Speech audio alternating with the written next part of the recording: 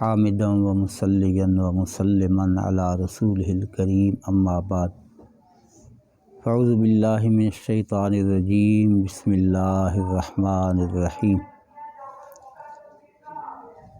واجعل لی لسان صدق فی الآخرین صدق اللہ مولانا العظیم ان اللہ و ملائکتہ یصلون علی النبی یا ایھا الذین آمنوا صلوا علیہ وسلموا تسلیما الصلاۃ والسلام علیک یا سیدی یا رسول اللہ وعلی آلک واصحابک یا سیدی یا حبیب اللہ مولا صلی وسلم دائما ابدا علی حبیبک خیر الخلق کلہم هو الحبیب الذی ترجى شفاعته لكل حول من الاحوال مقتحم لاحد میں عشق رخ شاہ کا داغ لے کے چلے، اندھیری رات سنی تھی چراغ لے کے چلے۔ اللہ تعالیٰ جل جلالہ جل وعلا شانہ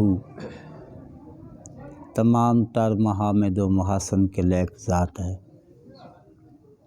اور آقا دو جہاں حضور سرور کائنات فخر موجودات صلی اللہ تبارک تعالیٰ علیہ وبارک وسلم کی ذات اقدس پہ درود و سلام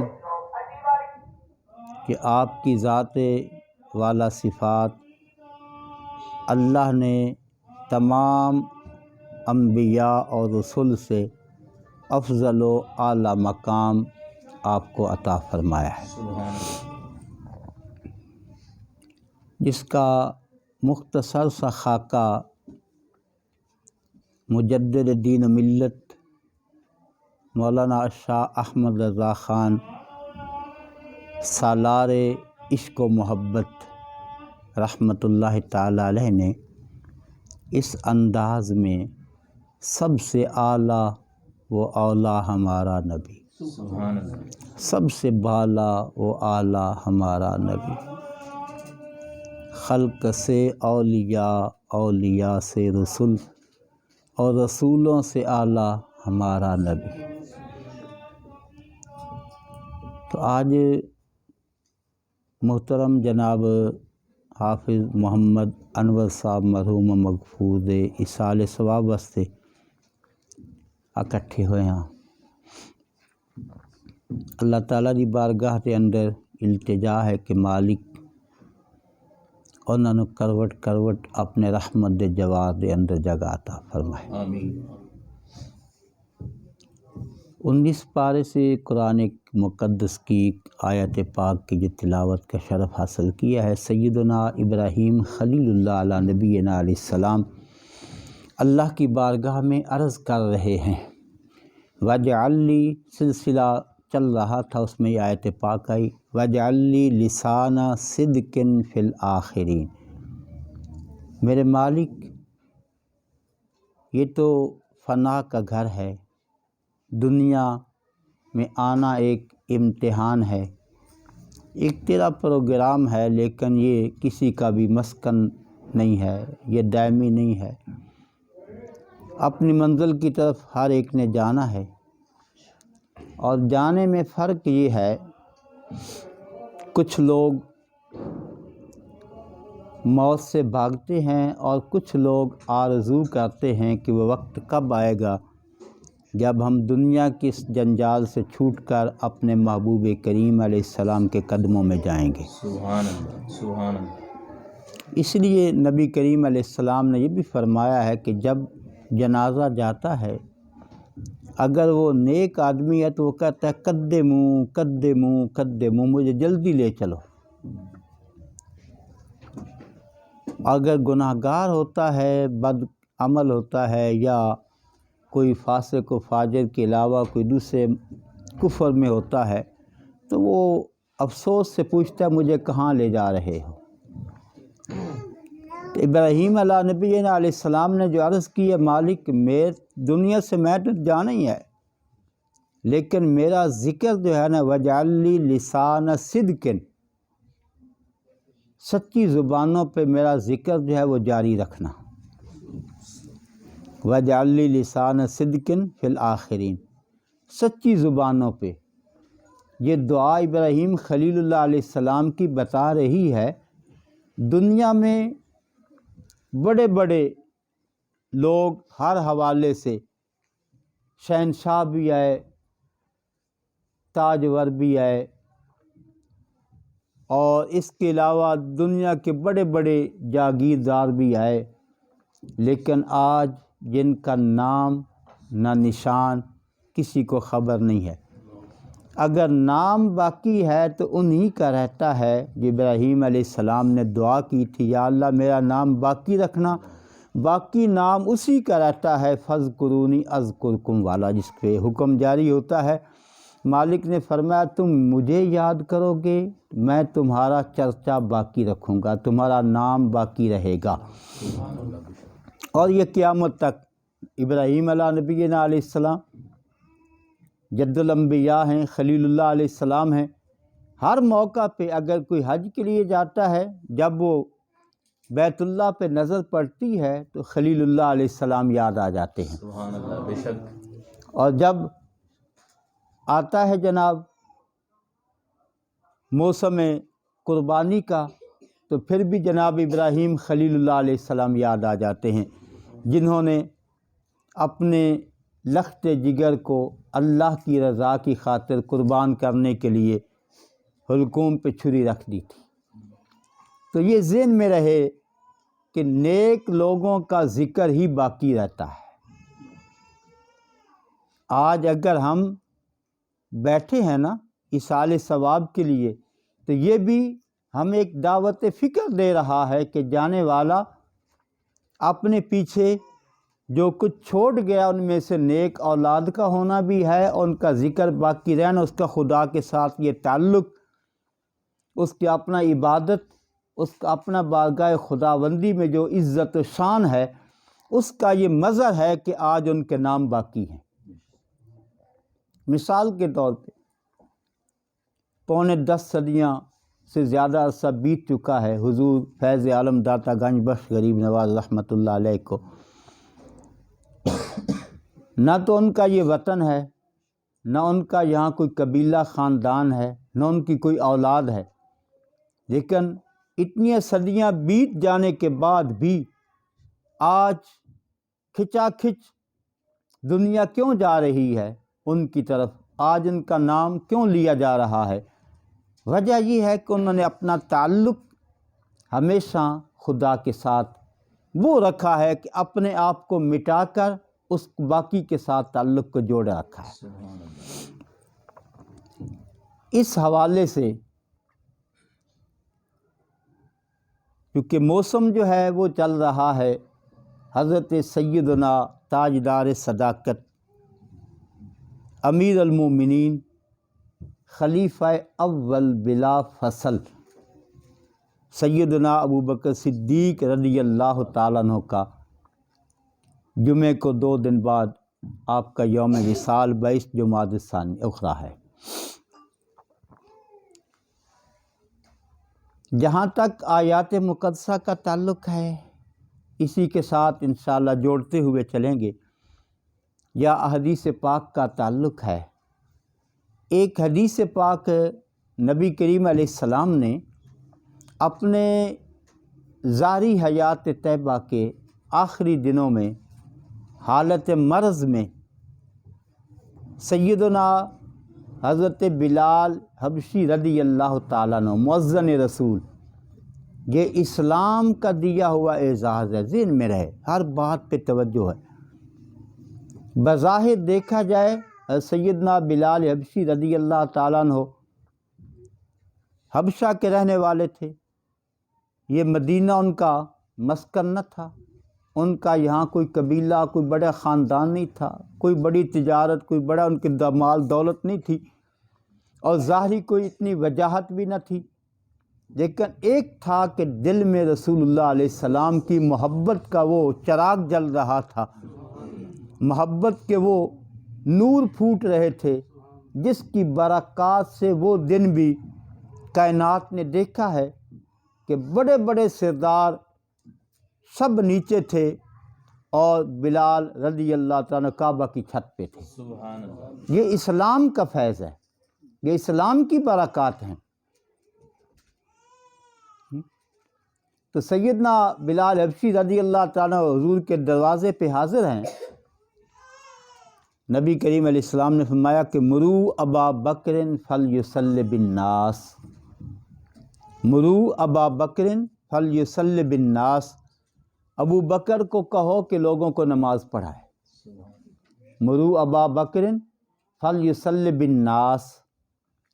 اب ان صحابہ میں مقتدیوں میں حضرت سیدنا عمر فاروق بھی موجود، سیدنا عثمان ذو النورین بھی موجود، شیر خدا علی مرتضیٰ بھی موجود، نبی کریم علیہ السلام کے چچا حضرت عباس رضی اللہ تعالیٰ عنہ بھی موجود۔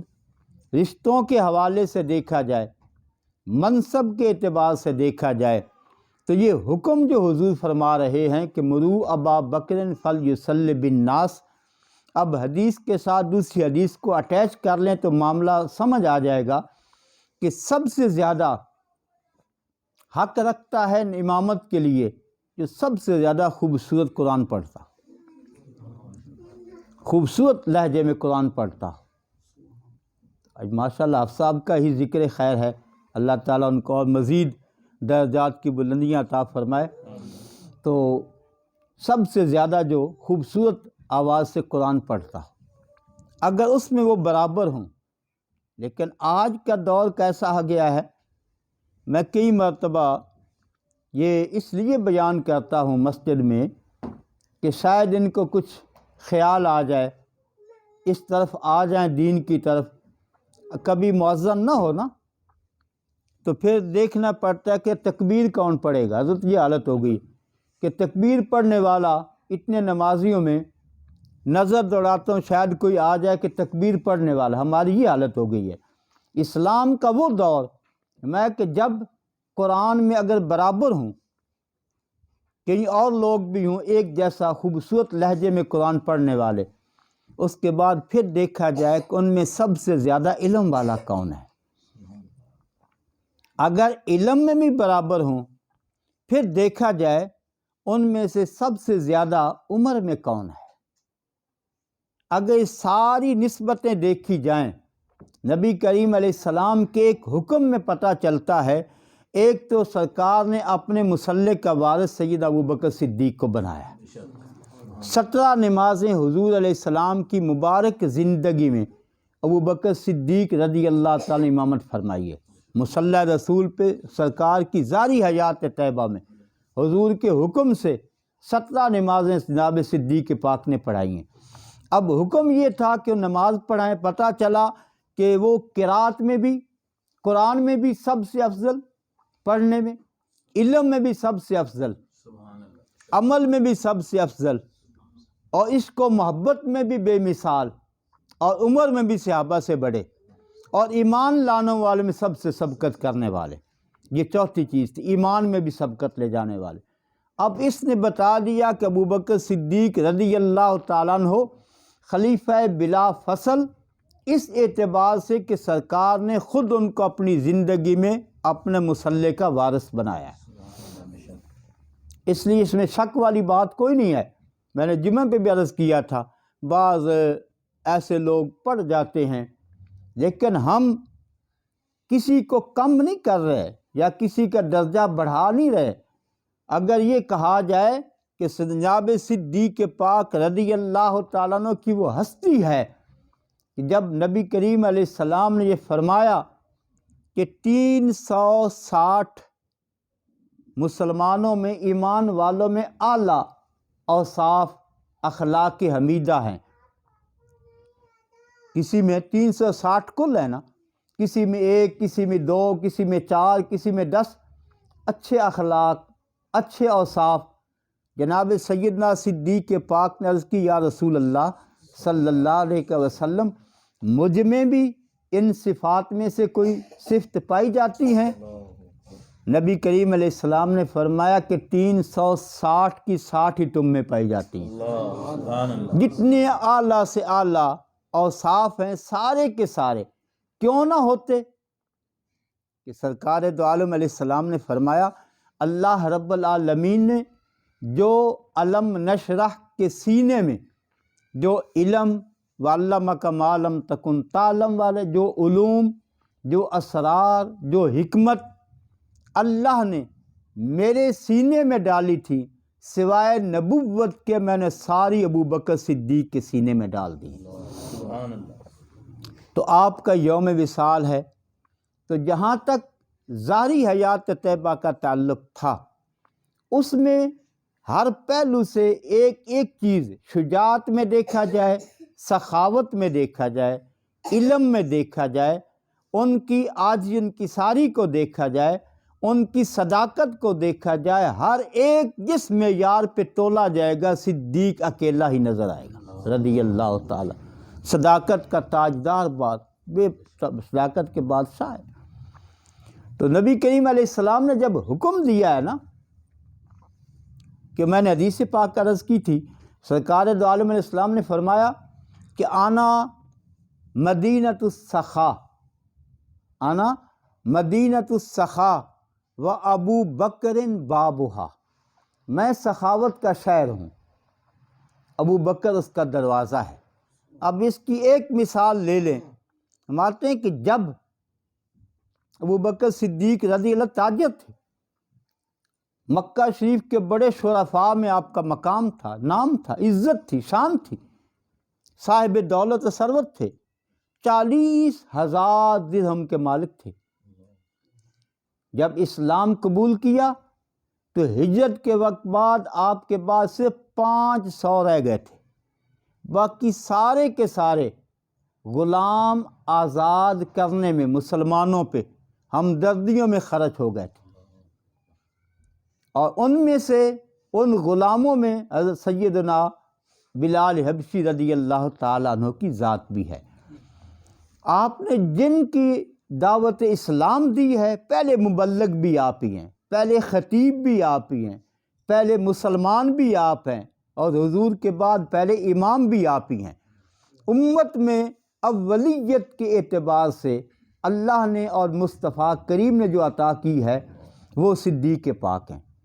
ان میں سے 5 نام وہ آتے ہیں کہ جو عشرہ مبشرہ میں ہیں، جن کو آپ نے دعوت دی ہے، جن نے اسلام قبول کیا ہے، اپنے تک اسلام کو محدود نہیں رکھا ہے، بلکہ اس پیغام کو اس وقت میں یہ باتیں ذہن میں رکھیں۔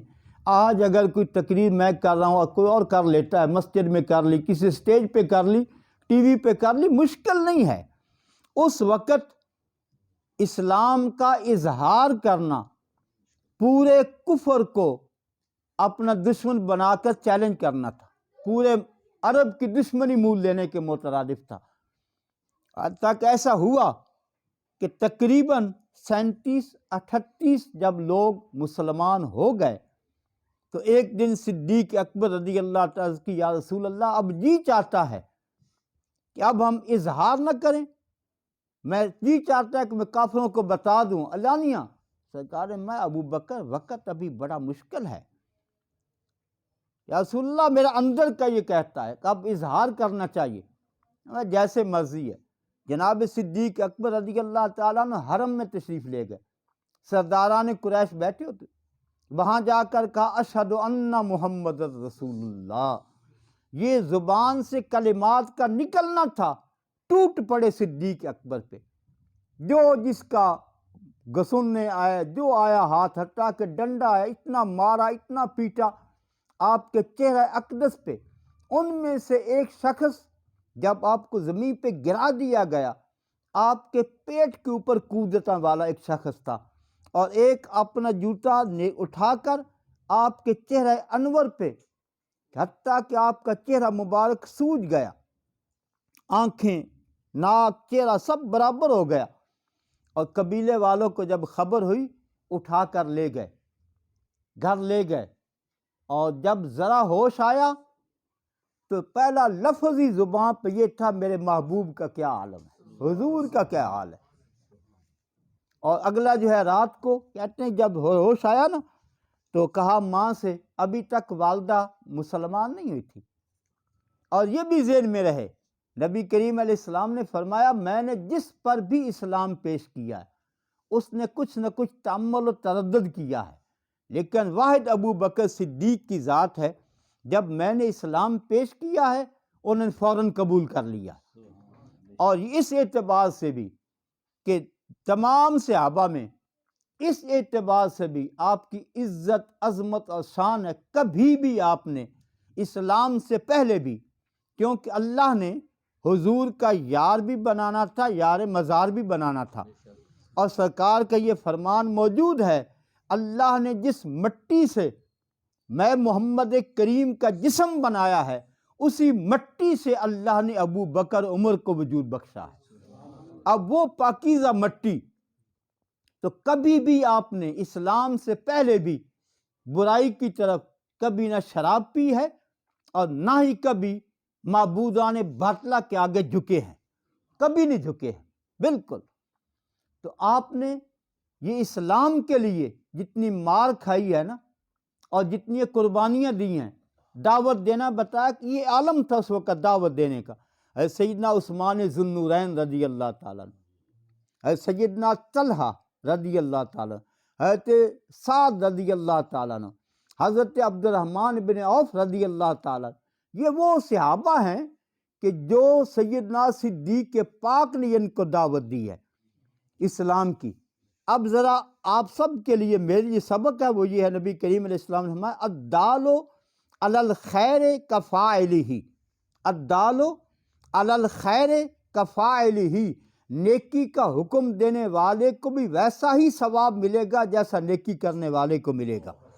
اب یہ عشرہ مبشرہ صحابی ہیں، ان کی زندگی کی جتنی نمازیں ہیں، صدقات ہیں، روزے ہیں، حج ہیں، ان کے جہاد ہیں، جتنے بھی نیک اعمال کا ثواب انہیں اللہ عطا فرما رہا، اتنا ہی صدیق پاک کے پلے میں بھی جا رہا ہے۔ بے شک بے شک۔ رہا سخاوت کا، ایک تو اپنا مال اتنا خرچ کیا، اور دوسرا رہا مسئلہ جان کا بھی، اس کی دوسری مثال بھی غزوہ تبوک پہ، غزوہ تبوک پہ حضرت شبلی سے کسی نے پوچھا تھا بتائیں جناب زکوٰۃ دینی ہے تو اس کا نصاب کیا ہے؟ فرمایا کہ یہ فقہاء کے طریقے پہ یا فقہاء کے طریقے پہ پوچھ رہے۔ فقہاء کے نزدیک 40 میں سے ایک ہے، 100 میں 2.5 روپے ہیں، اور فقراء کے طریقے میں یہ ہے کہ جب یار مانگے تو سب کچھ قربان کر دیا۔ اور یہ جو کام کیا ہے نا، پوری دولت لٹانے والا، غزوہ تبوک کے موقع پہ حضرت سیدنا صدیق اکبر رضی اللہ تعالیٰ عنہ گھر میں کہتے ہیں جھاڑو دے کر اپنے بٹن بھی اتار کر قمیض کے، وہ بھی گٹھڑی میں رکھ کر حضور کی بارگاہ میں پیش کر دیا۔ اس دن کہتے ہیں سیدنا فاروق اعظم رضی اللہ تعالیٰ عنہ، میرا خیال تھا کہ ہر موقع پہ ابو بکر صدیق آگے نکل جاتے، سبقت لے جاتے، اولیت ان کے حق میں ہے۔ آج اللہ نے مجھے بڑی دولت سے نوازا ہوا ہے، آج میں ان سے آگے نکل جاؤں گا۔ میں اپنے گھر کا آدھا سامان اٹھا کر لے آیا، غزوہ تبوک میں گھر کا آدھا سامان لے کر آ گیا۔ نبی کریم علیہ السلام نے پوچھا عمر کتنا لائے، کتنا چھوڑ کر آئے؟ عرض کی آقا آدھا لے آیا ہوں۔ اتنے میں صدیق اکبر آ گئے، تاجدار صداقت۔ حضور نے ویسے نہیں فرمایا کانا مدینۃ العلم ابو بکر بابھا، میں علم و سخاوت کا شہر ہوں اور ابو بکر اس کا دروازہ ہے۔ جب صدیق پاک کا سرکار نے پوچھا ابو بکر کیا چھوڑ کر آئے ہو؟ عرض کی آقا گھر میں اللہ اس کا رسول چھوڑ کر آئے، بس حتیٰ کہ بٹن تک اتار کر اس گٹھڑی میں لے آئے۔ جب ادھر سے ابو بکر چلے، سدرۃ المنتہا سے سدرہ کا مکین چلا، رب کا فرمان لے کر، حکم لے کر، محبوب ادھر تک رہے ادھر بھی تکو، اوپر بھی نگاہ اٹھاؤ۔ جبرائیل کیا ہے؟ رب کریم کا یہ حکم ہے کہ میرے یار کے یار نے میرے محبوب کی رضا کے لیے ساری دولت حضور کے قدموں میں رکھ دی، بٹن بھی اتار دیے ہیں۔ فرشتوں کو حکم ہے کہ تم بھی آج صدیق کی سنت اپنا لو، تم بھی اپنے گربانوں میں بٹن لگا لو۔ اتنا بڑا مقام ہے، اور حضور فرماتے جب میں شب معراج میں گیا نا تو میں آسمانوں پہ جیسے سے گزرتا گیا اور آسمان پہ میں نے دیکھا کہ میرے نام کے ساتھ صدیق کا نام لکھا ہوا تھا۔ ہر آسمان پہ میں جاتے دیکھتا گیا میرے نام کے ساتھ۔ میں شاید وقت کم ہو تو میں بالکل مختصر کر ختم کر دیتا ہوں کہ تفسیر کبیر دیگر میں نے تفاسیر کے حوالہ سے یہ مستند حدیث پاک جو ہے نا حوالے سے پڑھی ہے۔ ایک موقع ایسا بھی آیا نبی کریم علیہ السلام نے فرمایا ابو بکر میری مہر بنوا کے لے آؤ۔ اب کیونکہ اسلام کا دائرہ وسیع ہو گیا، اب بعض خطوط بھی بھیجنے ہیں، آمد و رفت کا سلسلہ، سلاطین امراء وفود آنے شروع ہو گئے، اسلام کی سلطنت بڑھنے شروع ہو گئی ہے، اب جو ہے مہر بنوا دیں۔ اب مہر کیا ہوگی؟ تم نے لکھوانا ہے اللہ، اللہ کا نام لکھنا ہے، اس نام اللہ کے نام کی خط جو ہے مہر بنوا کر لیا۔ یہ سرکار کا حکم تھا۔ اب چلتے چلتے صدیق پاک جہاں راستے میں سوچتے گئے کہ میرے رب نے تو کبھی بھی اپنے سے مصطفیٰ کو جدا نہیں کیا ہے، نہ کلمے میں، نہ نماز میں، نہ اذان میں، کہیں بھی رب نے تو اپنے محبوب کو اپنے سے جدا نہیں کیا ہے، تو میں صدیق کون ہوں؟ جا کر کہا اس کو، بنانے والے کو، لکھنے والے کو، انگوٹھی پہ لکھ اللہ اور مصطفیٰ کا نام لکھو، دونوں نام لکھو۔ لکھوائے بند کی، لے کر آگے حضور کی بارگاہ میں پیش کر دی۔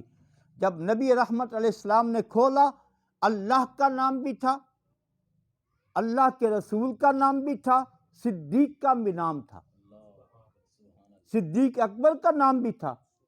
سرکار نے دیکھا کہ ابو بکر میں نے تو کچھ اور کہا تھا، یہ کیا ہے یا رسول اللہ؟ یہاں تک تو میری محبت تھی کہ رب نے جب جدا نہیں کیا تو میں کیسے جدا کروں، آگے کا مجھے پتہ نہیں ہے۔ اب پیغام آ گیا، سدرہ کا مکین آ گیا۔ اللہ یہ چاہتا نہ تھا کہ صدیق کی محبت نے گوارا نہیں کیا ہے کہ محبوب کا نام خدا سے جدا ہو، تو رب بھی کبھی گوارا نہیں کرتا ہے کہ صدیق کا نام مصطفیٰ سے جدا ہو۔ جہاں صدیق ہوگا، جہاں مصطفیٰ ہوں گے، جہاں خدا ان اللہ معنا، کہ گھبرانا نہیں ہے کہ اللہ ہمارے ساتھ ہے۔ یہ معیت، اس کے معیت کے 3 درجے میں وقت میں اب کی بتا نہیں سکتا اتنے۔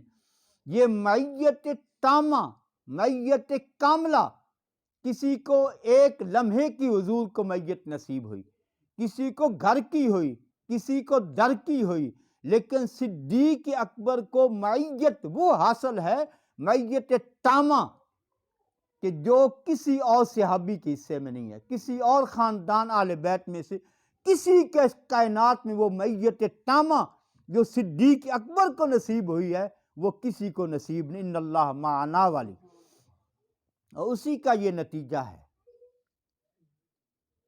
اسی کا یہ نتیجہ ہے جی کہ آج محبوب کریم علیہ السلام کے گنبد خضراء میں حضور کے پہلو میں، اس کی وجہ بھی یہ ہے کہ سرکار نے فرمایا یہ میرے 2 وزیر ہیں، اس دنیا میں 2 وزیر ہیں میرے، اس عالم میں، عالم بالا میں بھی 2 وزیر ہیں میرے، اور 2 اس جہاں میں میرے وزیر ہیں۔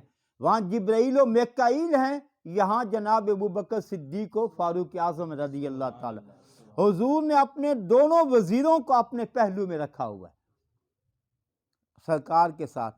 اب اس حوالے سے دیکھا جائے، اس حوالے سے قرآن پاک کی آیات انشاءاللہ وقت ملا جمعے پہ ابھی سلسلہ چلے گا، کہ قرآن نے جس کی قسم کھائی ہے نا، 30واں پارہ، لا اقسم بہذا البلد وانت حل بہذا البلد، محبوب تیرے شہر کی قسم اگر مفسرین سے پوچھتے ہیں تو رب مصطفیٰ کریم کے نالین اقدس سے لگنے والے مٹی کی قسم کھا رہا ہے۔ وہ مٹی جو مصطفیٰ کے نالین اقدس سے لگ جائے، رب کے ہاں اس کی یہ عزت و شان ہے۔ جو مٹی جس سے حضور کا وجود اقدس بنا، اسی مٹی سے ابو بکر عمر کا بنا، اور جو مٹی حضور کے جسد اطہر کے ساتھ لگی وہ صدیق اکبر کے ساتھ لگی ہے۔ محدثین کا متفقہ یہ فیصلہ ہے کہ جنت ہو، جنت اعلیٰ ہو، عرش اولا ہو، عرش اعظم ہو، سدرہ ہو، سب سے زیادہ عزت و مقام اللہ کے ہاں اس مٹی کا ہے جو محمد کریم علیہ السلام کے جسم اطہر سے لگی ہے، جنت سے بھی اعلیٰ ہے۔ تو وہی مٹی ادھر لگی ہے، وہی مٹی صدیق کے لگی۔ اب آخری جملہ کہ ادھر بھی مزار ہے خاتم الانبیاء کا، اور ادھر بھی مزار ہوگا جناب عیسیٰ علیہ السلام کا۔ دو نبیوں کے درمیان سے جو قیامت کو اٹھے گا وہ صدیق اکبر ہوگا۔ دو نبیوں کے درمیان، بڑا کہتے ہیں جو کربلا میں دفن ہو گیا، کہتے ہیں بخشا گیا فلاں ولی کے پاس، فلاں بزرگ کے پاس، ہیں جی، جو نبیوں کے درمیان یہ اٹھے گا قیامت کو۔ حضور نے واضح طور پہ ایک موقع مسجد نبوی شریف میں تشریف لاتے ہوئے، دائیں میں آپ کے ابو بکر صدیق ہیں، بائیں میں جناب فاروق اعظم ہیں، نبی کریم علیہ السلام نے صحابہ دیکھ لو، صحابہ دیکھ لو، ہم اس وقت جیسے ہیں نا، ہم قبر میں بھی ویسے ہی ہوں گے، ہم حشر میں بھی ویسے ہوں گے۔ ابو بکر میرے دائیں ہوگا، میرا عمر میرے بائیں ہوگا۔ اللہ تعالیٰ ان کی صداقت، ان کی سخاوت، ان کی عزت و شان کے صدقہ میں، ویسے تو یہ میں نے پڑھا اس میں خطبات قمریہ میں یہ حوالہ موجود ہے، خطبات قمریہ میں، کہ قیامت کے دن، اور دیگر کتابوں میں بھی ہے، 70,000 آدمی جو ہر ایک اپنے ساتھ 70,000 لے کر جائے گا، وہ گناہ گار جن پہ جہنم واجب ہو چکی گناہوں کی وجہ سے، وہ ہر 70,000 ہر ایک اپنے ساتھ 70,000 لے کر جنت میں جائے گا، لکھا ہوگا میں نے ابو بکر کی وجہ سے بخش دیا، میں نے ابو بکر صدیق۔ قرآن نے حضور کے بارے میں کہا ہے، محبوب ہم تجھے راضی کر کے چھوڑیں گے، وَلَسَوْفَ يُعْطِيكَ رَبُّكَ فَتَرْضَىٰ۔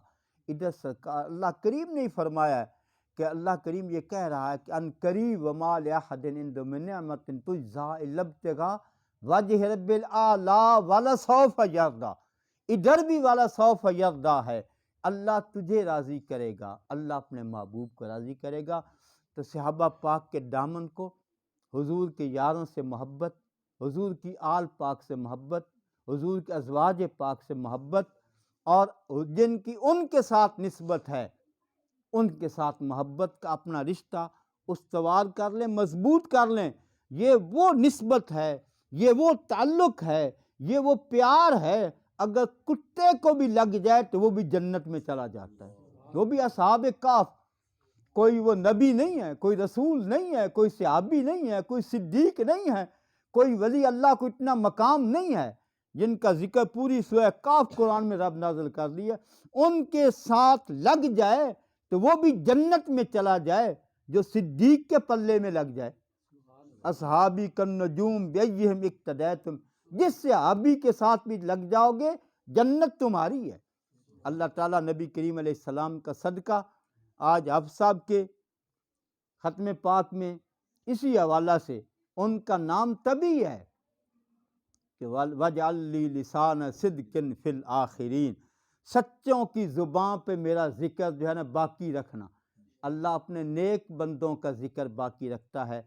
اللہ تعالیٰ، میں دیکھتا ہوں ان کے بچے ماشاءاللہ نماز بھی پڑھتے ہیں، قرآن بھی پڑھتے ہیں، یہ ان کا فیض، ان کی برکت ہے، ان کا جو یہ عمل ہے ان کو ہمیشہ قبر میں خوشیاں نصیب ہوتی رہتی ہیں۔ اللہ تعالیٰ ہمیں بھی توفیق عطا فرمائے کہ ہم بھی اپنی زندگی کو با مقصد، با عمل، نیک بن کر دنیا سے جائیں، جب روح نکلے تو فرشتے مبارکباد دیں کہ طیب روح آ گئی ہے۔ اللہ تعالیٰ خاتمہ بالخیر فرمائے، اس گھر میں اور ساتھیوں پہ اللہ اپنی نظر رحمت فرمائے۔ وما توفیقی الا باللہ۔